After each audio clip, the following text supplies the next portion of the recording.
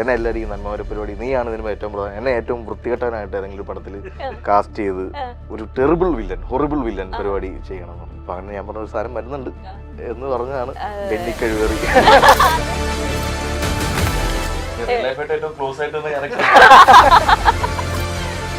നമ്മള് എല്ലാ കഥ കേൾക്കാൻ പോകുന്നതും അത് നല്ലതായിരിക്കണം, എക്സൈറ്റ് ചെയ്യിക്കണം എന്ന് പറഞ്ഞാണ് ചെല്ലുന്നത്. പക്ഷെ എന്തുകൊണ്ടോ അത് എക്സൈറ്റ് ചെയ്യിക്കുന്നില്ല. ചില ദിവസങ്ങൾ രാത്രി കിടക്കാൻ പോകുമ്പോൾ മാത്രമാണ് പേടിയാവുന്നത്. നീ എന്താണ് ലൈഫായിട്ട് ചെയ്യുന്നത്, പടങ്ങളൊന്നും ചെയ്യുന്നില്ലേന്ന്. സാറേ ഈ സീനിൽ ഷട്ടില്ല കേട്ടോ ഒന്നും പറഞ്ഞു വന്നതേ ഷട്ടില്ല ക്യാരവാന്നത് തോർത്തിട്ട് നടന്നു വന്നത്. ഞാൻ എത്ര നാളായി മനുഷ്യൻ ഇങ്ങനെ കണ്ടിട്ട് എന്ന് പറഞ്ഞു വന്ന് നിന്ന്. പിന്നെ ആ സീക്വൻസ് കഴിയുന്നവരെ ഉച്ചില്ലാണ്ട് തോളത്തെടുത്ത് ഓർത്തിട്ട് ഒരു കള്ളിമുണ്ട് കൊടുത്തിട്ടാണ് സെറ്റിലിംഗ്. ആക്ച്വലി രാഷിക ബുക്കായിട്ട് നല്ല കണക്റ്റഡ് ആണ്. അപ്പം ഗാങ്സ്റ്റർ പടത്തില് ഫസ്റ്റത്തെ നറേഷൻ ഒരു ആദ്യം ഒരു 2D കാർട്ടൂൺ പോകുന്നുണ്ട്. ഈ കഥ പറയുന്നത് അതാ കഥ പറയുന്ന ആള് പ്രകാശേട്ടനാണ്. ലാലേട്ടൻ്റെ ഒരു കൂട്ടുകാരനാണ്. ഒരു യാത്രയൊക്കെ പോകുന്ന ലാലേട്ടന് കാറൊക്കെ ഇങ്ങനെ കുടുങ്ങി കിടക്കും, കാറൊക്കെ എടുത്തു കൊടുക്കുന്ന ഒരു പാവപ്പിടിച്ചൊരു നിർവ്വാണയുടെ കളവും കുടപ്പടിയും ഒക്കെ നിന്റെ കയ്യിൽ ഏൽപ്പിക്കുന്നു. നീ കമ്പനി നോക്കണം, എനിക്കൊരു മാസം ഞാൻ പോയി ഷൂട്ട് ചെയ്തിട്ട് വരട്ടെ. അങ്ങനെ 30 ദിവസം പറഞ്ഞാണ് വന്നത്. പക്ഷെ ഞങ്ങൾ ഒരു 60 ദിവസം കഴിഞ്ഞാണ് വിട്ടത്. നല്ല പുളിയുള്ള തൈര് കൊണ്ടുള്ള പുളിശ്ശേരിയും പുളിയില്ലാത്ത തൈര് കൊണ്ടുള്ള പച്ചടിയും 4 വ്യത്യസ്ത രുചികളിലായി തൈര് മിൽമയ്ക്ക് മാത്രം. ഇപ്പോൾ പുതിയ പാക്കിലും. മിൽമ, കേരളം കണി കണ്ടുണരുന്ന നന്മ. Hello everyone, welcome to milestone makers. ഇന്ന് ഒരു ഡിഫറെന്റ് കോntest ആയിട്ടാണ് ഞങ്ങൾ നിങ്ങളുടെ മുന്നിൽ എത്തിയിരിക്കുന്നത്. Yes, Milma presents Thudarum evergreen contest in association with milestone makers. അപ്പോൾ തുടരും എന്ന് കേൾക്കുമ്പോൾ തന്നെ അറിയാം അതിലത്തെ കുറച്ച് അണിയറ പ്രവർത്തകരൊക്കെ ആയിട്ടാണ് ഞാൻ ഇന്ന് നിങ്ങളുടെ മുന്നിൽ വന്നിരിക്കുന്നത്. എന്തൊക്കെയുണ്ട് വിശേഷം? സുഖാണോ? നേരത്തെ എന്ന് വെച്ചാൽ ഇന്റർവ്യൂസ് എന്ന് വെച്ചിട്ടുണ്ടെങ്കിൽ ഒന്നെങ്കിൽ തിയേറ്ററിൽ ഓടിക്കൊണ്ടിരിക്കുമ്പോൾ അല്ലെങ്കിൽ ബിഫോർ റിലീസിന് മുന്നേ ആയിരിക്കും. ഇത് നമ്മൾ റിസൾട്ടൊക്കെ അറിഞ്ഞ് അല്ലേ, റിസൾട്ട് എന്താ ഗംഭീര വിജയത്തിന് ശേഷം ഇങ്ങനെ വന്നിരിക്കുമ്പോൾ ഒരു പ്രത്യേക സന്തോഷവും അല്ലെ, ഉത്തരം പറയാനാണെങ്കിലും ഭയങ്കര സന്തോഷമായിരിക്കില്ലേ? ചളിപ്പുണ്ട്. ഇത് കുറെ നാളിങ്ങനെ സോഷ്യൽ മീഡിയയിലൊക്കെ നിന്നിട്ട് ഭയങ്കര ഓവർ എക്സ്പോസ്ഡ് ആയി പോയില്ലേ എന്നുള്ള രീതിയിൽ ഒരു കുറ്റബോധത്തിരിക്കുന്ന സമയത്താണ് വീണ്ടും വന്നിരിക്കുന്നത്. അപ്പം ഞങ്ങൾ അതിന്റെ ഒരു ഇൻസെക്യൂരിറ്റിയിൽ ഇങ്ങനെ ഇരിക്കുകയാണ്. ഞങ്ങൾ ആക്ച്വലി എല്ലാവരും ഒരുമിച്ച് ഒരു ടീ കുടിച്ച് പിരിയുന്നു എന്നുള്ള രീതിയിലാണ്. പെട്ടെന്ന് ഒരു ഓൺലൈൻ പ്രോഗ്രാം എന്ന് കേട്ടപ്പോഴത്തേക്ക് അയ്യോ ഏറി വല്ലതും കയറുമോ എന്നുള്ള ഇൻസെക്യൂരിറ്റി ഒന്നും കേട്ടിടത്തില്ല. സോ തരുൺ ചേട്ടാ, ഫസ്റ്റ്ലി തന്നെ എന്താ പറയാ, captain of this beautiful ship എന്ന് പറയുന്നത് തരുൺ ചേട്ടനാണ്. അപ്പം എങ്ങനെ തോന്നുന്നു? ഇതിപ്പോ പറയുന്ന പോലെ 3 മൂവിയും സക്സസ് ആയിട്ട് ഇരിക്കുകയാണ്. ഇനി 4th മൂവിയിലേക്ക് കടക്കുമ്പോ ഭയങ്കര ഒരു ഭാരം മനസ്സിന് തോന്നുന്നുണ്ടോ? ഭാരമൊന്നുമില്ല. അത് ഓപ്പറേഷൻ ചാവ കഴിഞ്ഞപ്പോ സൗദികളിലൊക്കെ ചെയ്യുന്ന സമയത്ത് ഒരു ഭാരം ഉണ്ടായിരുന്നില്ല. ഇപ്പൊ തുടരും ചെയ്യണ സമയത്തും അങ്ങനെ ഒരു ഭാരത്തിലല്ല ഇത് ചെയ്തത്.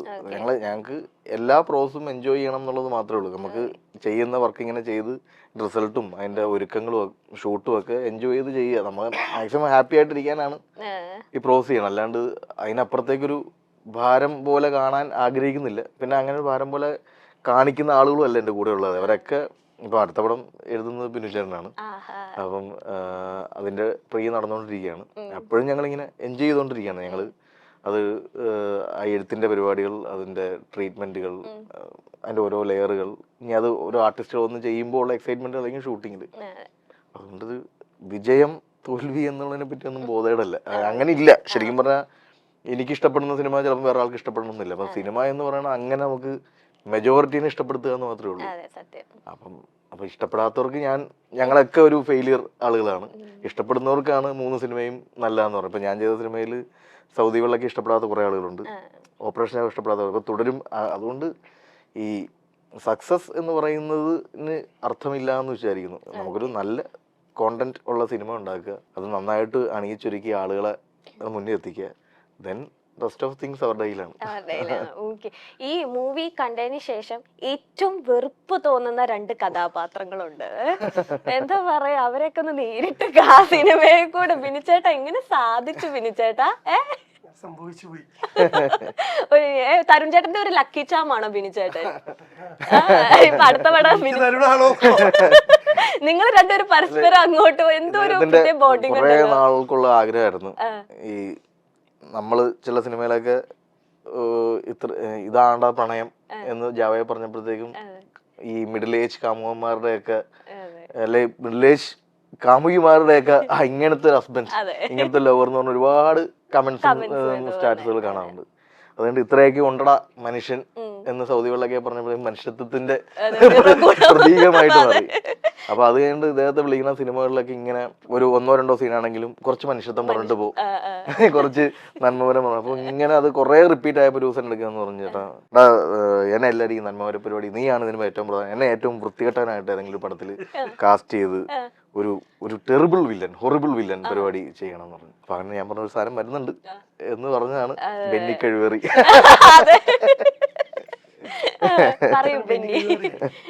ഒരുപാട് കഴിവുള്ള ബെന്നി. കഴിവേറിയതിനെ കൊണ്ടാണ്.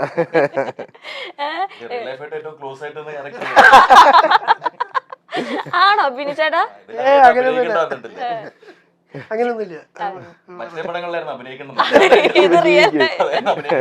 കുറച്ചങ്ങ് കഴിയുന്നങ്ങ് ഇട്ടാൽ.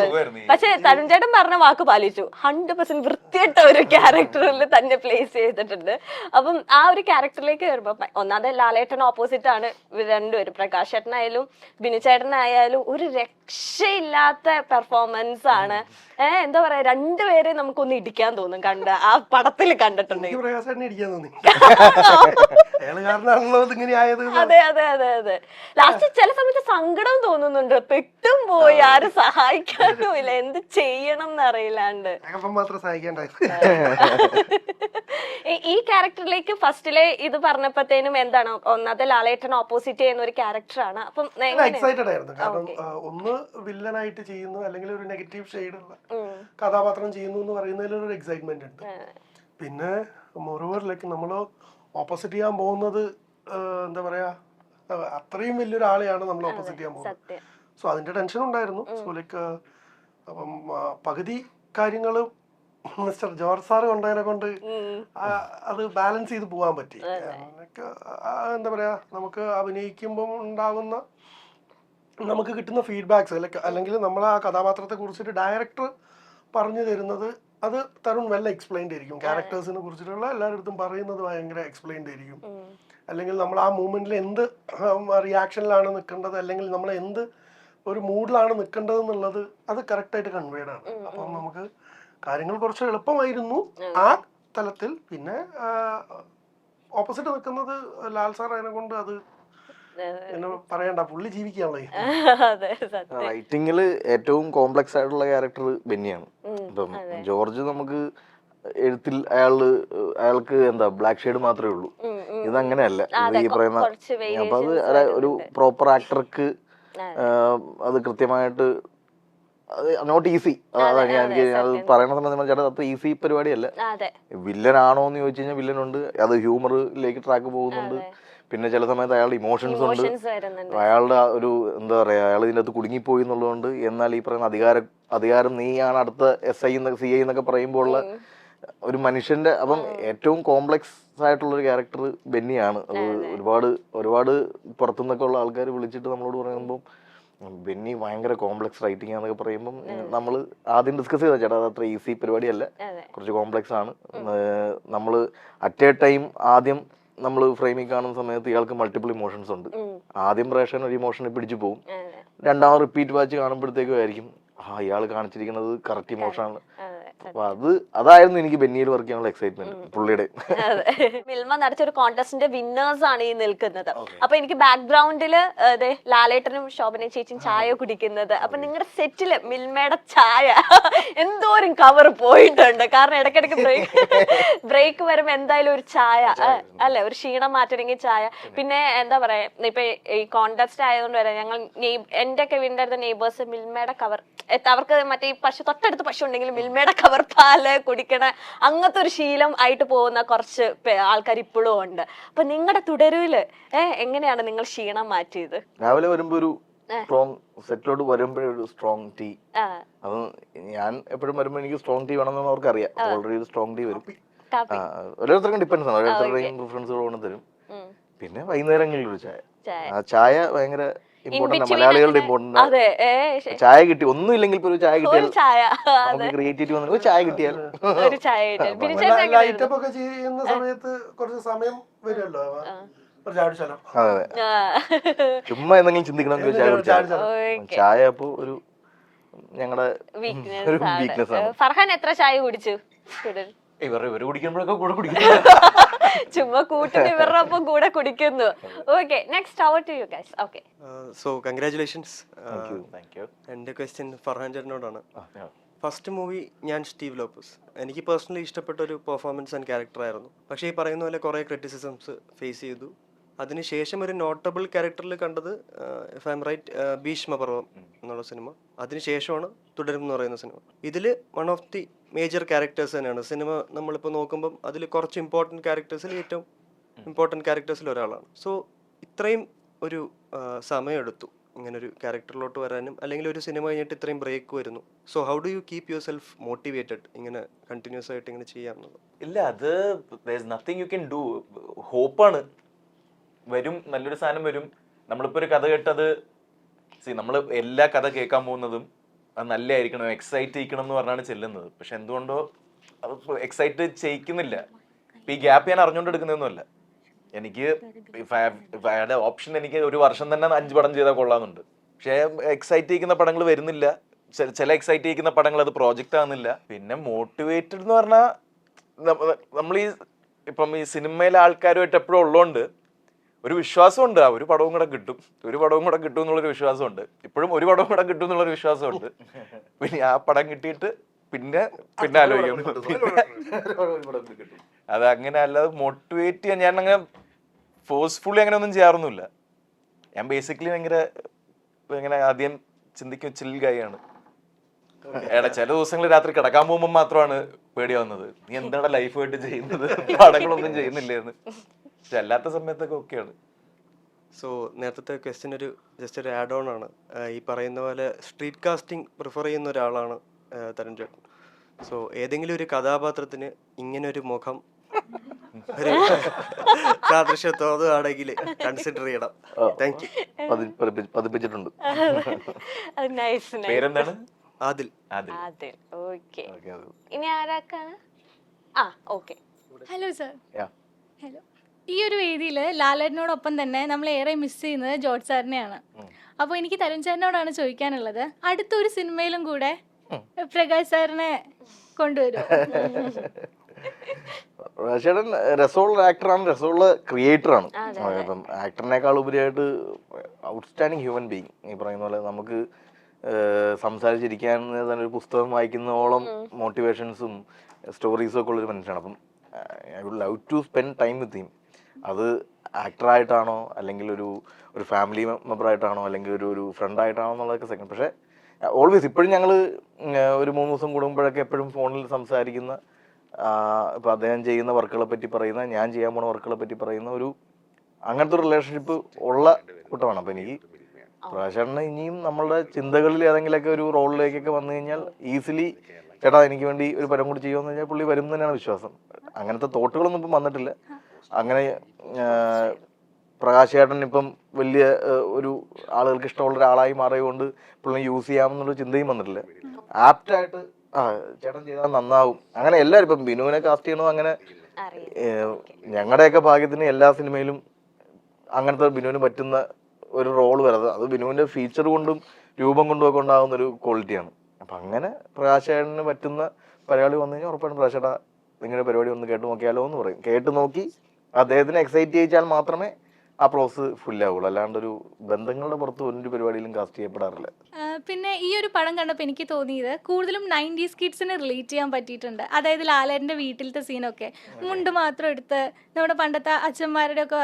അപ്പോൾ അതങ്ങനെ ലാലേട്ടനെ കൊണ്ട് അങ്ങനെ ചെയ്യിപ്പിച്ചാണോ? അതായത് 90s കിഡ്സിനെ അങ്ങനെ റിലേറ്റ് ചെയ്ത് ഷർട്ട് ഉരുട്ട് പോകുന്ന പരിപാടിയാണ്. ആക്ച്വലി ആ സീൻ തുടങ്ങുന്നതിന് മുമ്പ് ഞാനിങ്ങനെ രാവിലെ വന്നിട്ട് ഇങ്ങനെ പറഞ്ഞു, നമുക്ക് ഈ സീനിലേ ലാലേട്ടന് ഷർട്ട് ഇല്ലാണ്ട് ചെയ്യായിരിക്കുമല്ലേ എന്ന് ചോദിച്ചു. ഞാൻ കുറെ നാളായി ലാലേട്ടൻ ഷർട്ട് ഊരി കണ്ടിട്ട്. അപ്പൊ ഇത് ലാലേട്ടൻ്റെ ഇടയ്ക്ക് അവതരിപ്പിക്കാൻ പോകുന്നത് ഇദ്ദേഹമായിരിക്കും. അപ്പം ക്യാരവാനിൽ പോയി. പിന്നെ എൻ്റെ അടുക്കുള്ള കമ്മ്യൂണിക്കേഷൻ ഫ്രെയിമിൽ വന്ന് നിൽക്കുമ്പോഴേ സാർ എന്താണ് ചെയ്യേണ്ടതെന്ന് ചോദിക്കും. ബാക്കി എന്താണ് ചെയ്യേണ്ടതെന്ന് ഒരു റൗണ്ട് അവിടെ അന്വേഷിച്ചിട്ട് പോരും. അപ്പം ഞാൻ മിനിച്ചേട്ടാ ഈ സീനിൻ്റെ അകത്ത് ലാലേട്ടൻ ഷട്ടില്ല കേട്ടോ ഒന്ന് പറഞ്ഞേക്കെ. അപ്പേ എന്നാ എന്ന് പറഞ്ഞിങ്ങനെ നിൽക്കും. എന്നിട്ട് പിന്നെ മിനിച്ചേട്ടൻ പോയി ക്യാരവാൻ്റെ അടുക്കൽ പോയി നിന്ന് കയറാൻ നേരത്ത് സാർ സ്ക്രിപ്റ്റ് കൊടുക്കും. ഇന്ന് ചെയ്യാൻ പോണ സീൻ കൊടുക്കുമ്പോൾ ഇങ്ങനെ വായിച്ചു സാറേ ഈ സീനിൽ ഷട്ടില്ല കേട്ടോ ഒന്നും പറഞ്ഞിട്ട്. അപ്പൊ മിനിച്ചേട്ട എന്താ അങ്ങനെ എന്തോ ചോദിച്ചു.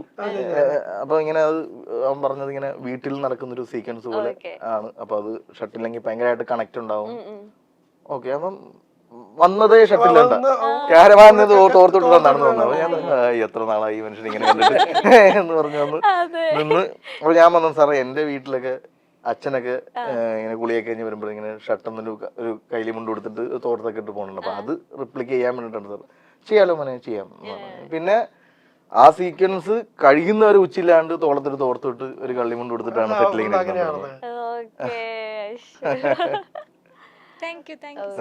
ഇപ്പൊ ഈ പ്രകാശ് ചേട്ടന്റെ കാര്യം ചോദിച്ചുകൊണ്ട് ഞാൻ ഒന്ന് ആഡ് ഓൺ ചെയ്യാണ്. കാരണം പ്രകാശ് ചേട്ടന്റെ ഒരു ഇന്റർവ്യൂ നമ്മളെ ഇത് എന്താ മലയാളം ഇന്നേ വരെ കാണാത്ത ഒരു വില്ലന് എത്ര നാൾ എവിടെയായിരുന്നു.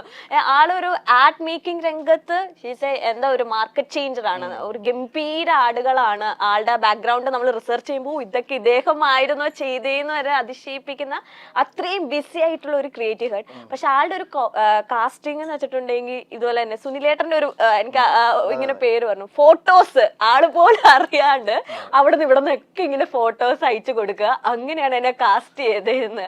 അതിന് എങ്ങനെ മനസ്സിലായി ഇതിന്റെ ഉള്ളിൽ ഒരു എന്താ പറയാ ഇത്രയും വലിയൊരു വില്ലൻ ഒളിഞ്ഞിരിക്കുന്നുണ്ടായിരുന്നു എന്ന്? ഇത് ആക്ച്വലി പ്രകാശേട്ടൻ അല്ലായിരുന്നു. അത് നമുക്കറിയാം. എനിക്ക് ഞാൻ പ്രകാശേട്ടനെ ഫോളോ ചെയ്യുന്നുണ്ടായിരുന്നു, ഇൻസ്റ്റാഗ്രാമിലൊക്കെ ഫോളോ ചെയ്യുന്നുണ്ട്. കാരണം നിർവാണ ഫിലിംസിന്റെ ആഡ്സ് ഒക്കെ എനിക്ക് ഇഷ്ടമാണ്. അപ്പൊ അതുകൊണ്ട് തന്നെ ഇവൻ ഞങ്ങളും ഒക്കെ ഈ പറയുന്ന ബിനുചേട്ടൻ ബാംഗ്ലൂരിലുള്ള ആളാണ്. ബിനുചേട്ടനും ഭയങ്കര ഈ പറയുന്ന പോലെ നിർവാണയിൽ എപ്പോഴെങ്കിലും ഞാൻ ബാംഗ്ലൂർ വർക്ക് ചെയ്യുന്ന സമയത്ത് ഞാൻ വേറെ കമ്പനിയിൽ ഞാൻ ആനിമേഷൻ ഡിപ്പാർട്ട്മെന്റിൽ വർക്ക് ചെയ്യുന്ന സമയത്ത് ഞാൻ ഇങ്ങനെ ഓഫീസിന് മുമ്പ് പോയി ഇങ്ങനെ നിൽക്കും. ഞങ്ങൾ അവിടെ ഊണ് കഴിക്കാൻ പോകുന്നതാണ്. ഇങ്ങനെ ഓഫീസിൽ ഇതിന്റെ അകത്ത് എങ്ങനെയാ ഒന്ന് കയറി പറ്റിയത്, എങ്ങനെയാ അവിടെ ഒരു ജോലി കിട്ടുക. ഞാൻ മെയിൽ അയച്ചിട്ടുണ്ട്. എന്റെ റെസ്യൂമുകളൊക്കെ മെയിൽ അയച്ചിട്ടുണ്ട്. നേരത്തെ ആ ഗ്യാപ്പ് വന്ന സമയത്ത് എനിക്ക് തന്നെ ഇനി ഒരു 6 months ടൈം കൊടുക്കാം. എന്നിട്ടൊന്നും ആയില്ലെങ്കിൽ ഞാൻ ഷാനുവിനെ കൊണ്ട്, എനിക്ക് പ്രകാശേട്ടനെ അറിയില്ല, പരിചയമില്ല, ഷാനുവിനെ കൊണ്ട് പ്രകാശേട്ടനെ വിളിപ്പിച്ചിട്ട് ഞാൻ ആഡ് ഫിലിംസിൽ ഒരു 1 year പോയി പ്രകാശേട്ടന്റെ അസിസ്റ്റന്റ് ആയിട്ട് നിൽക്കണം. എനിക്ക് പരിചയമില്ല.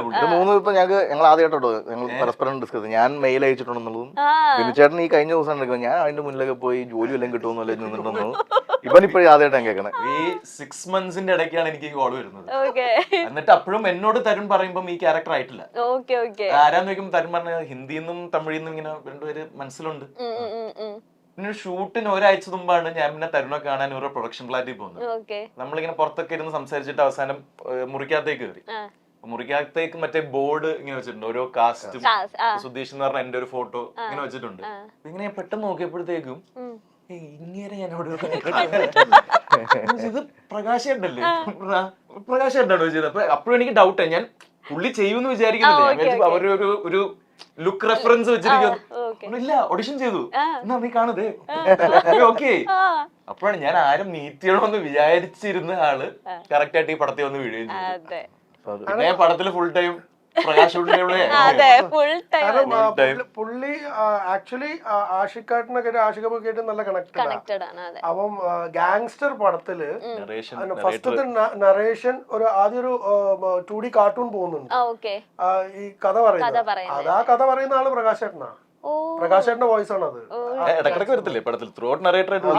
ആ പടത്തിന്റെ ഫുൾ നറേഷൻ വോയിസ് ഓവർ വരുന്നത് പ്രകാശേട്ടനാ. അപ്പം അന്നും പുള്ളി വന്ന് ഡബ് ചെയ്ത് പോയൊന്നും പുള്ളിനെ കാണാനൊന്നും പറ്റിയില്ല.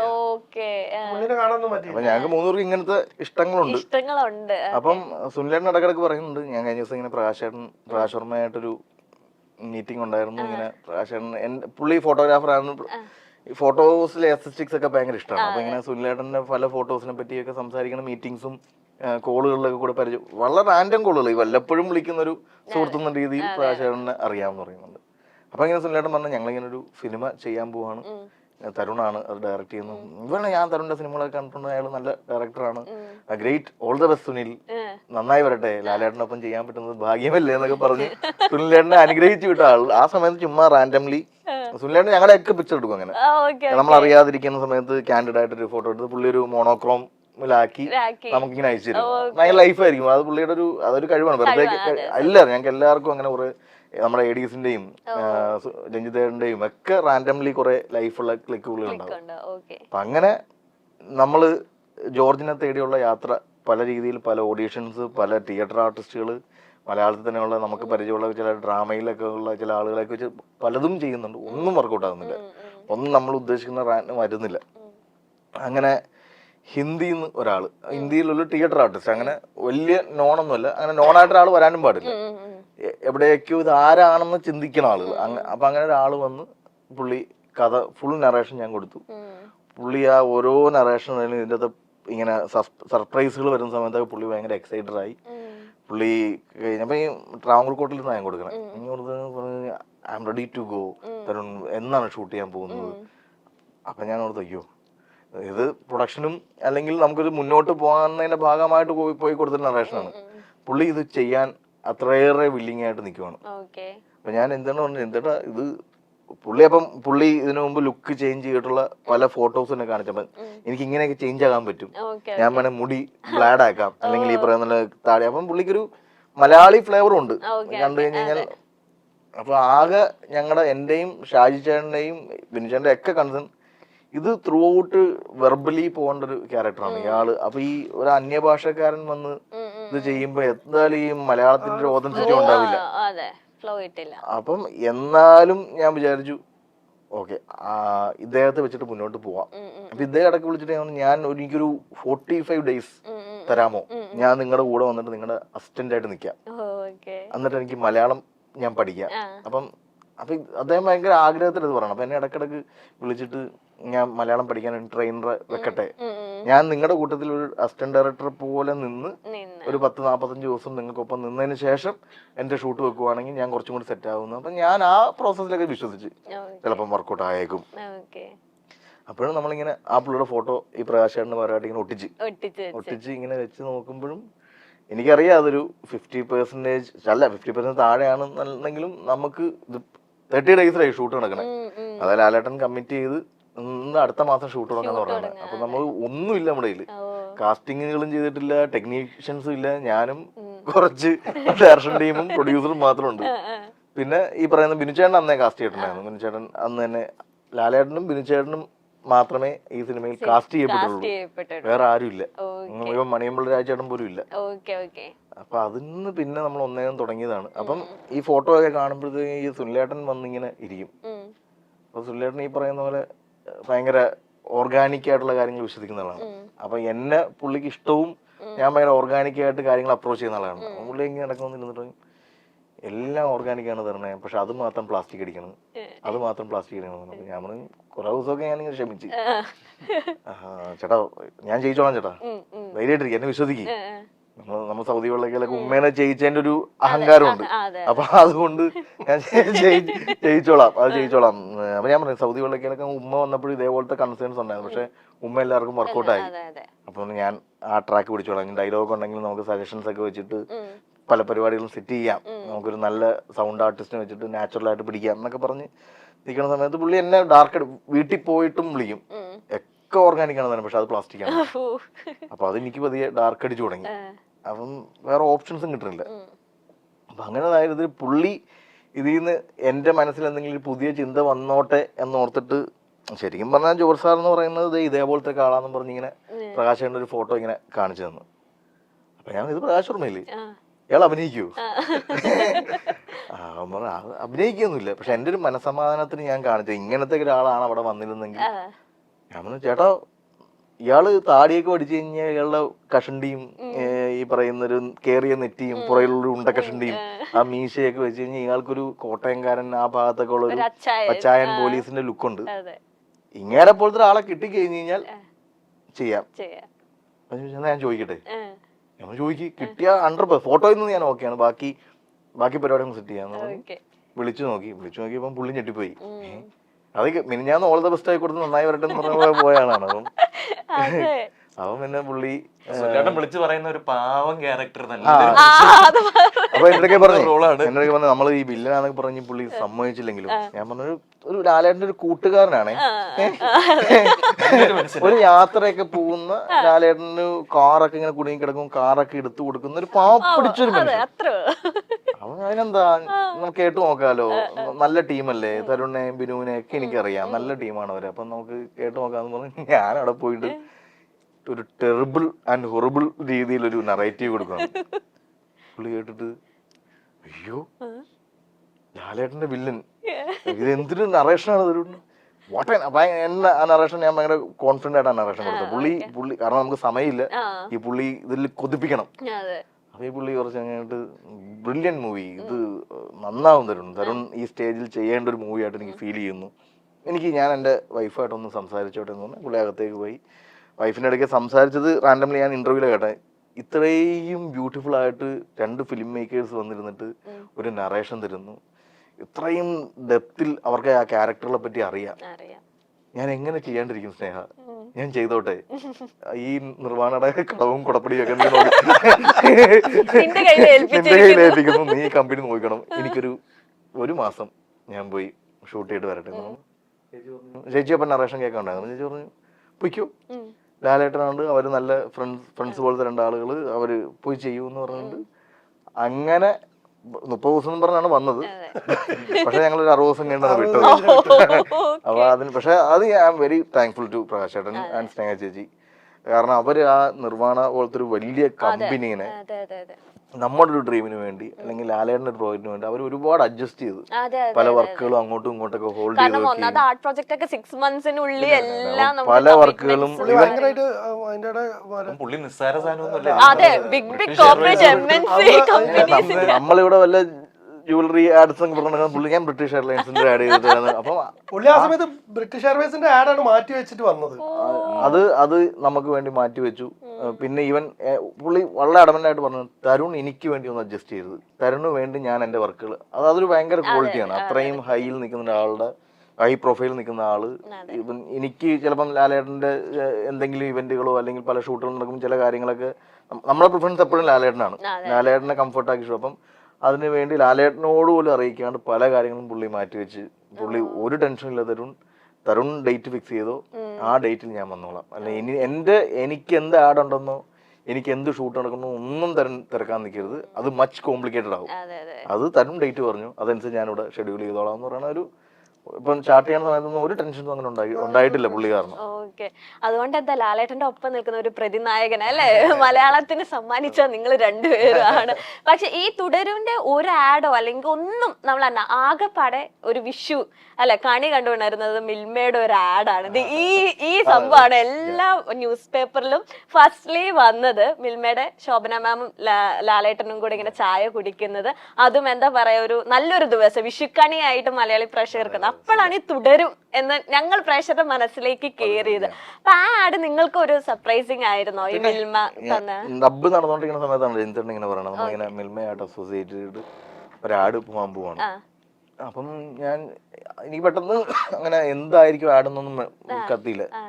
അപ്പൊ എന്തൊക്കെ പറഞ്ഞു, നമ്മള് ലാലേട്ടനും ശോഭനമാവും കൂടി ചായ കുടിച്ചുകൊണ്ടിരിക്കുന്ന ഒരു ആഡ് അങ്ങോട്ടും കേരളം കണികെന്നുണ്ടെന്ന ഒരു ചായ ആണല്ലോ മലയാളിയുടെ. ആക്ച്വലി എനിക്ക് അങ്ങനെ ഉദ്ദേശമേ ഇല്ലായിരുന്നു ആ സ്റ്റിൽ എടുക്കുമ്പോഴോ.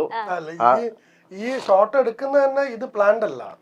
കാരണം ഞങ്ങൾ ആ ടെക്സ്റ്റൈൽ ഷോപ്പാണ് ഞങ്ങൾ ഷൂട്ട് ചെയ്യാൻ വേണ്ടി പോയത്. നേരത്തെ പറഞ്ഞില്ലേ ഈ ചായ കുടിക്കുന്ന പരിപാടി, ആ ടെക്സ്റ്റൈൽ ഷോപ്പിൽ നിന്ന് ഞങ്ങൾ അടുത്ത ലൊക്കേഷനിലേക്ക് പോകാൻ വേണ്ടി അവിടുന്ന് സാധനങ്ങൾ ഷിഫ്റ്റ് ചെയ്തുകൊണ്ടിരിക്കുന്ന സമയത്ത് രസമുള്ള ചായക്കട ഉണ്ടോ, അപ്പൊ ഒരു ചായ കുടിക്കാന്ന് പറഞ്ഞു. അങ്ങനെ കേറിയപ്പം ഈ ചായക്കട കണ്ടത് ഭയങ്കര രസമുള്ളൊരു നമ്മളങ്ങനെ പെട്ടെന്ന് കാണാത്തൊരു ടൈപ്പ് ആർക്കിടെക്ചർ ഉള്ളൊരു, അതിന്റെ ലൈറ്റിങ്ങും ലൈറ്റ് വരാനുള്ള സോഴ്സും ഒക്കെ ഭയങ്കര രസമുള്ള. അപ്പൊ അത് കണ്ടപ്പോ ഞാൻ ചോദിച്ചു നമുക്ക് ഇവിടെ ഒരു ചായ കുടിക്കുന്ന സീക്വൻസ് എടുത്താലോ. അപ്പൊ അങ്ങനെ എടുത്തത് കൊണ്ട് ഒരു ഫോട്ടോ വന്നു, അറിയാണ്ട് എടുത്തൊരു ഫോട്ടോ ആണ്. അല്ലാണ്ട് ഒരിക്കലും പ്ലാൻഡ് അല്ല. ഇപ്പൊ നമ്മള് മറ്റേ സിനിമയ്ക്കകത്ത് നാടോടിക്കാട്ടിന്റെ അതല്ലേ പട്ടം പ്രവേശം വൈശാഖസന്ധ്യ എടുക്കണ സമയത്ത് നമ്മൾ പറഞ്ഞു ചുമ്മാ അതിന്റെ ഒരു നമ്മുടെയൊക്കെ ഒരു രസത്തിന് എടുക്കണമെന്ന് പറഞ്ഞാൽ അവർ രണ്ടുപേരും അങ്ങനെ തന്നെ ചെയ്തത്. പക്ഷെ അത് സ്റ്റില്ലാകുകയും അത് വൈശാഖസന്ധ്യയുടെ ഒരു ട്രിബ്യൂട്ട് പോലെ വരികയും അതെ. അത് പിന്നെ മിൽമയുടെ ഒരു ആഡായിട്ട് മാറുകയും ചെയ്തതൊക്കെ അത് വിഷുവിന്റെ അന്ന് അതെ ഞങ്ങൾ കേരളം അത് ഫസ്റ്റ് പേജിൽ തന്നെ കേരളം കണ്ടു ഈ ഒരു ആഡ് ഭയങ്കര ഇമ്പാക്ട്ഫുൾ ആണ്. എല്ലാ മലയാളികളും അതെ അത് ഏറ്റെടുത്തു. Okay and thank you Milma. അതെ താങ്ക് യു.